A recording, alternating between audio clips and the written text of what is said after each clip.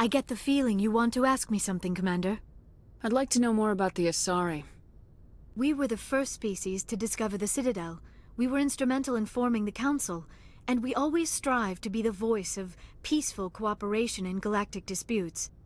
My people believe we are all part of a single galactic community. Each species contributes something to the greater whole.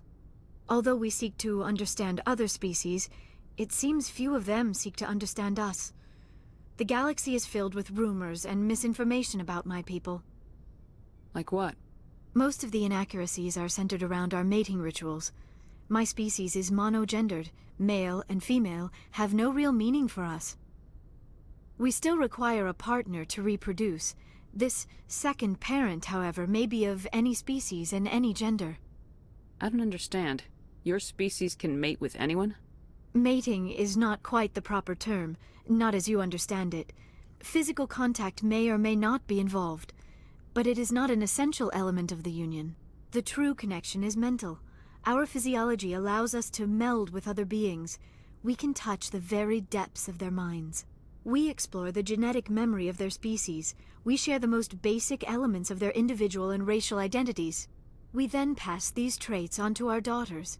It is how we learn to grow as a species and how we develop a greater understanding of other races. What happens to your partner after the union? Every relationship is different. Some unions are a single encounter with both parents parting ways afterwards. Others can be more long-term. Sometimes an Asari and her partner will stay together for many decades.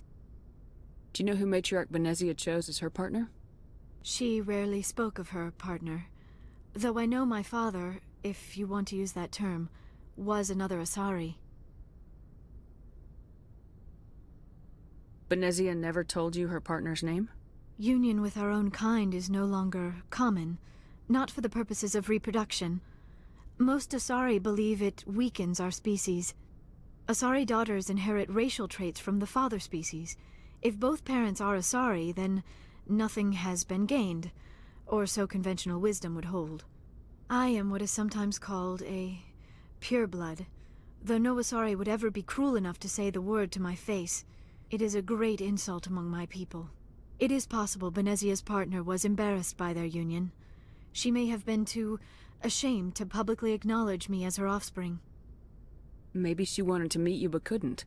Something could have happened to her. Maybe she passed away. You might be right. I hope you are. But I have no way to know for sure. Benezia never spoke of her partner. Whatever happened, it caused her too much pain to dwell on it. She raised me by herself, though that is not uncommon. Many Asari raise their children alone, particularly if the father species is short-lived. Often the partner will pass on long before the child reaches maturity. You Asari live for 1,000 years. What happens when your partner dies? Few sapient species live as long as my kind. We have learned to take a philosophical approach to our unions. We do not focus on the inevitable loss of our partners. Instead, we enjoy the time we spend with them. And even after they're gone, a part of them lives on in us. The union is a connection that transcends both time and space. I should go.